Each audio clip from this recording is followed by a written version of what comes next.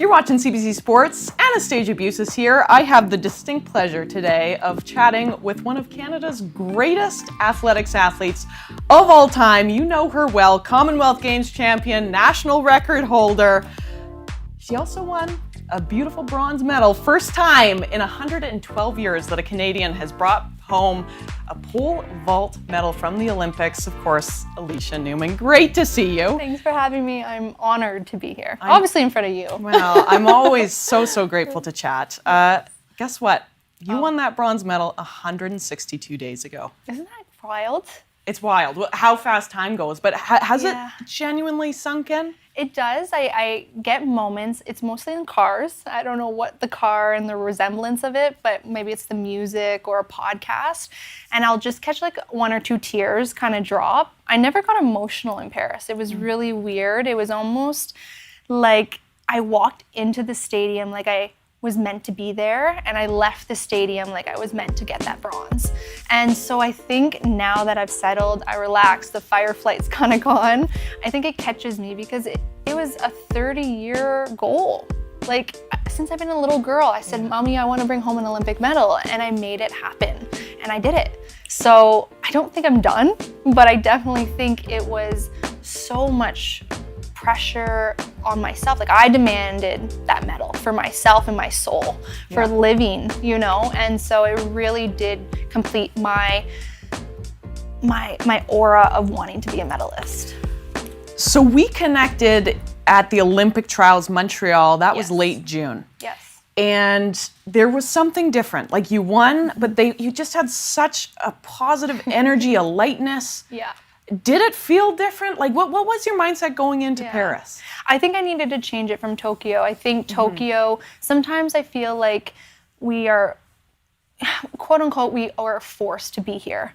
I think life, like being an athlete, it's like you're forced to work out every day and forced to show up. And I was like, I need to stop saying that, like, coach is saying you have to be there. I was like, no, I get to be here. And as soon as I changed my mindset to like, I get to do this, I get to be a medalist, it almost became like a game for me, like something fun. Like, I was a child again. Like, not every opportunity comes like this. So like, make the best of it.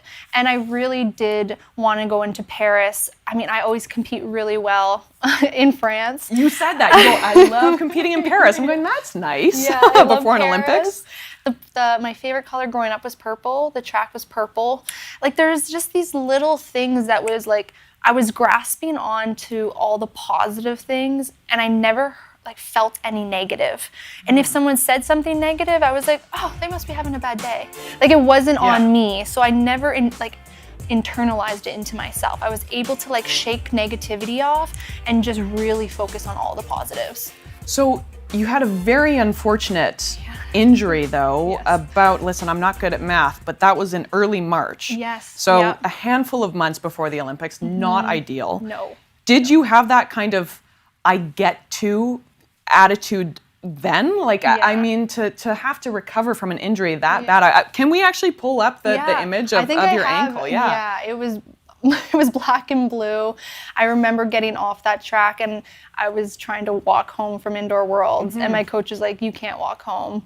I tore 4 ligaments and I ended up having to get a PRP.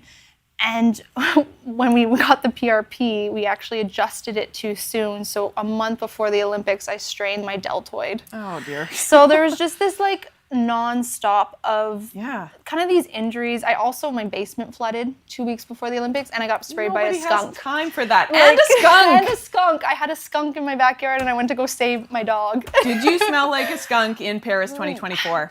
Surprisingly, no, I did not. All right, I thought that would be an exclusive. Maybe that's why I won. Or got a medal. They're all like smelling bad. But no, so I felt like I had a lot of these moments where it could have like redirected my focus.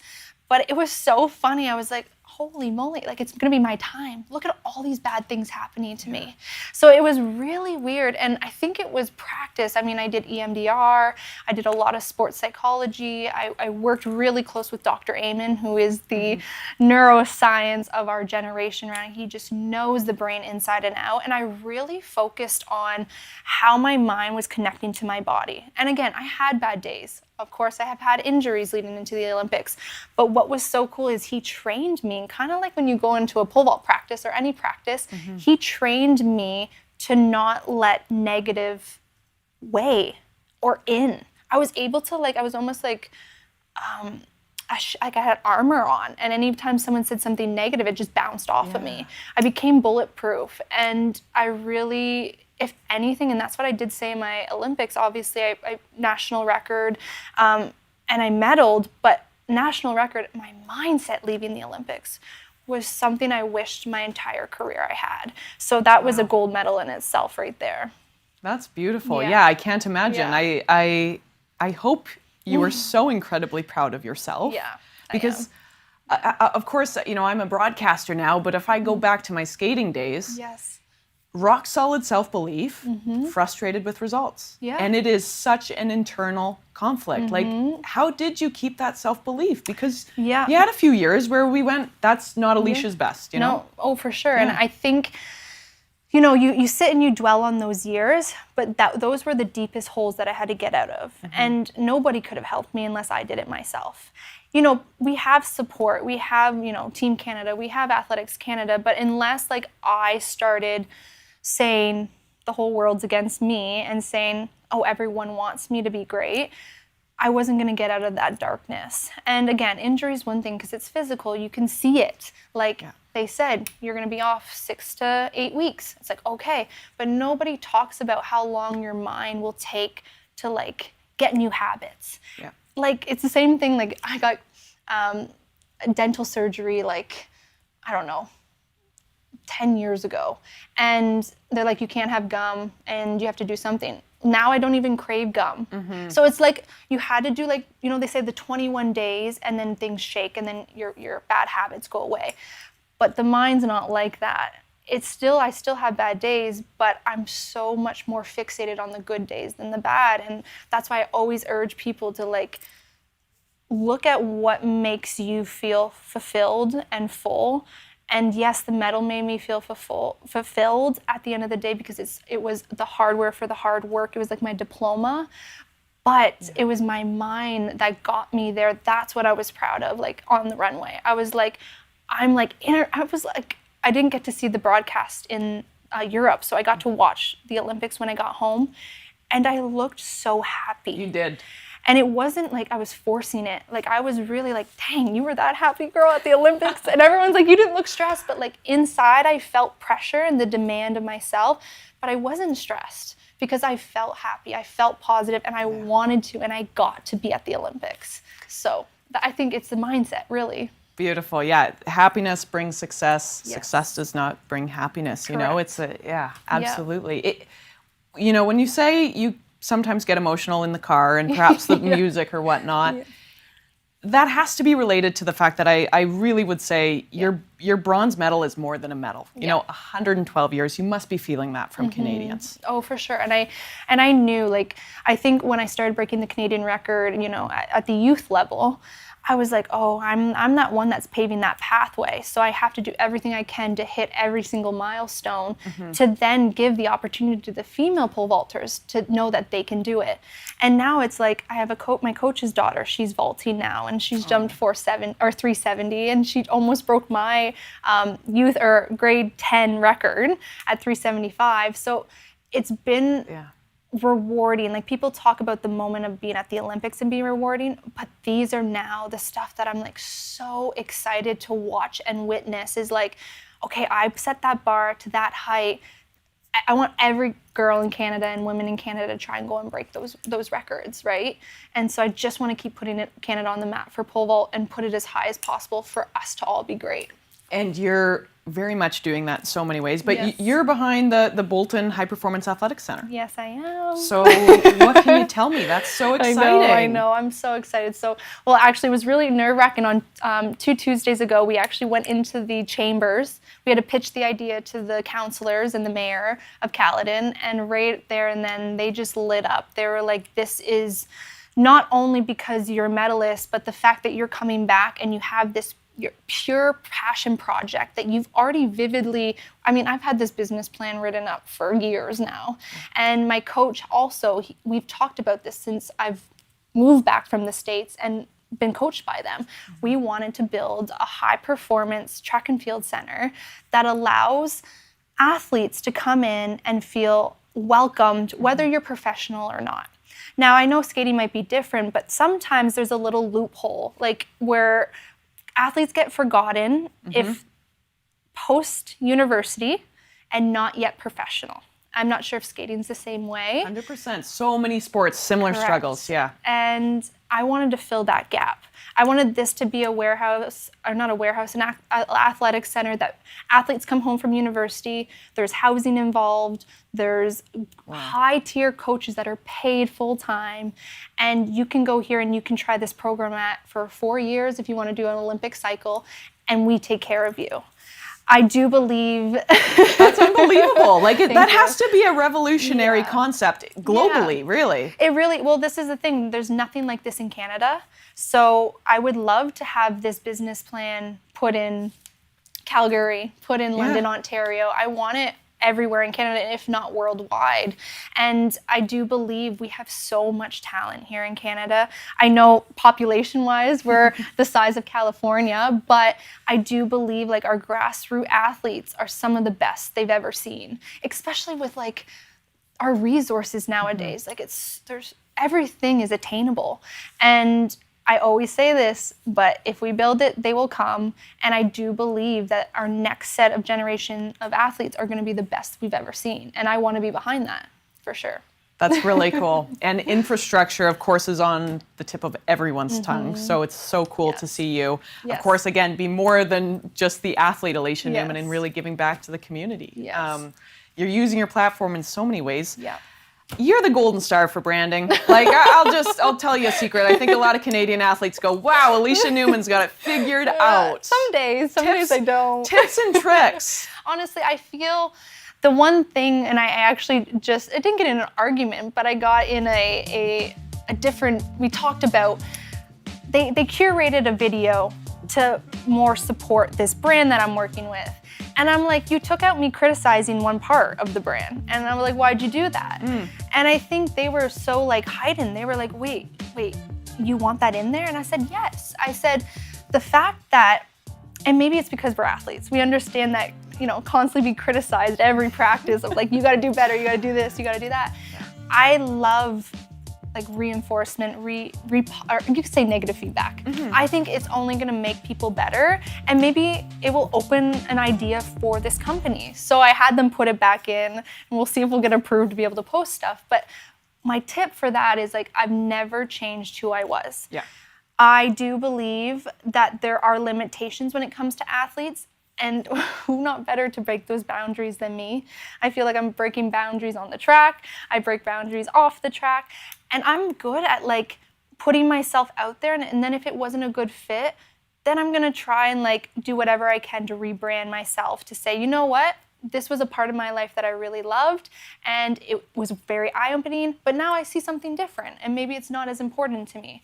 And I've enjoyed the growth of what I see like social media, because it is so hard to live your life based on a paycheck that you get every September or once every 4 years. I didn't love that people had that control over me. I wanted to go and be a mini entrepreneur for myself and know that I could give my dog the best life it wants, or Ozzy. Yeah, exactly. And Ozzy can have these treats, and I don't have to be like, sorry, there's no treats for you. I really wanted to take control of that, and I wanted to know what kind of money and income I was going to have every year, and it was important. So can we talk about OnlyFans? I love this question. Let's talk about it. I love it. The money. How has it helped you live your life, and of course, be an Olympic bronze medalist? It really, it became a platform for me. I sat back and I said, okay. I looked at millionaires, billionaires, and I said, what do they do that makes them successful? They have 7 different sources of revenue. That's like the number one thing across. And on top of that, they're making money while they're sleeping. And I was like, okay, so any like subscription online, I'm like, I could do that. Viewerships on Instagram, TikTok.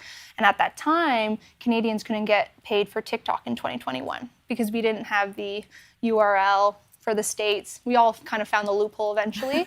And I said, I need a platform that people are so invested into my everyday life and it's constant income.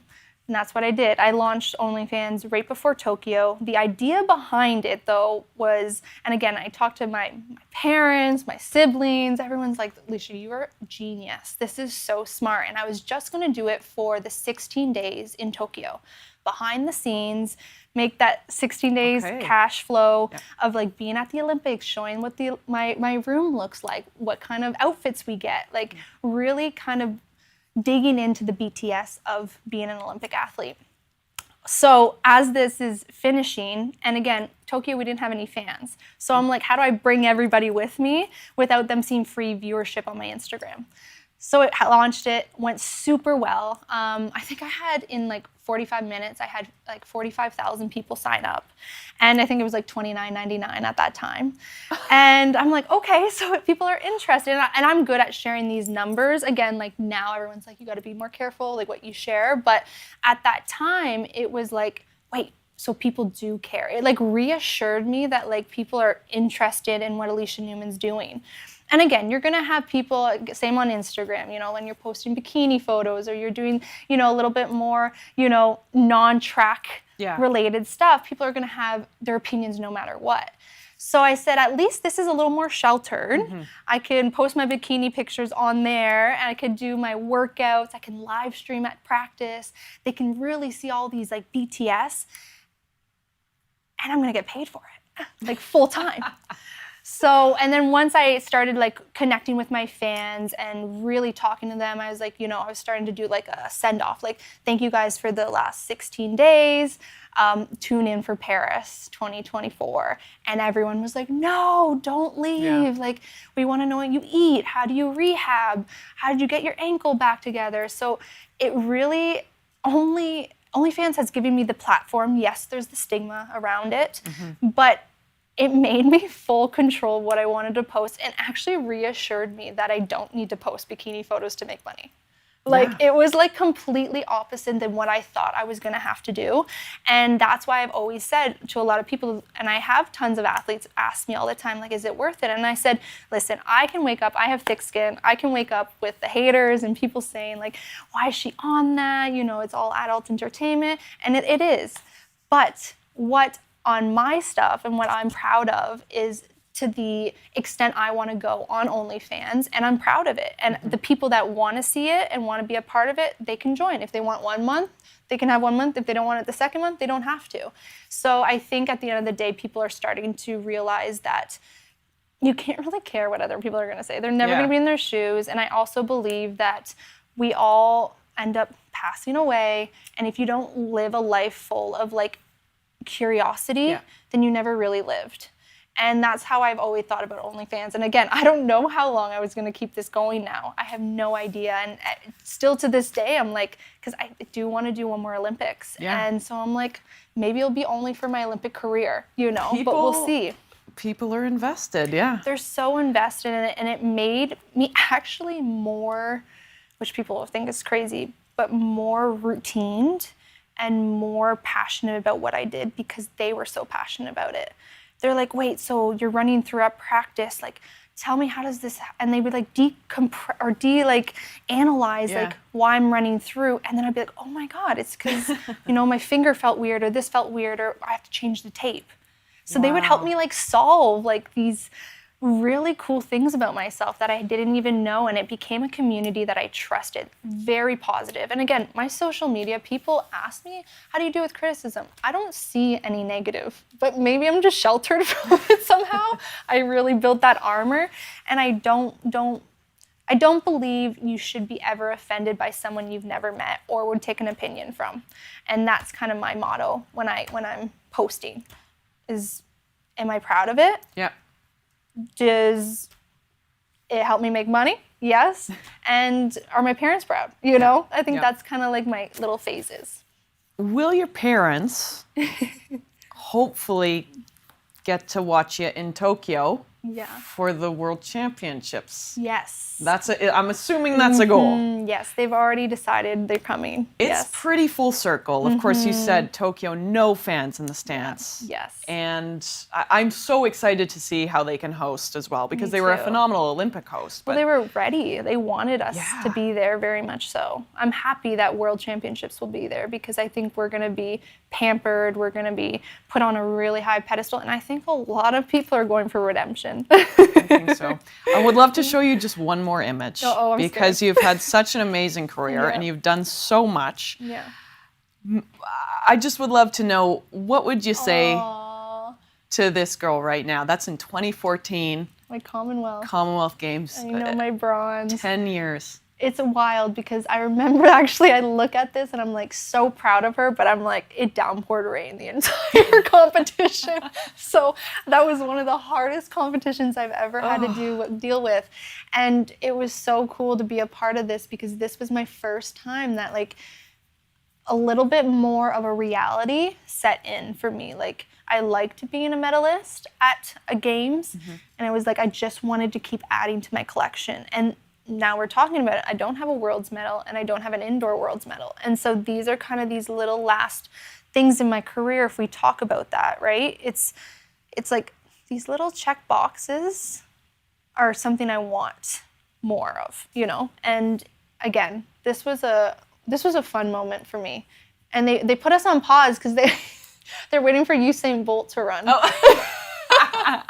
So I remember this really well. And I remember sharing my seat with him to get this medal, because we got the medals right after the competition.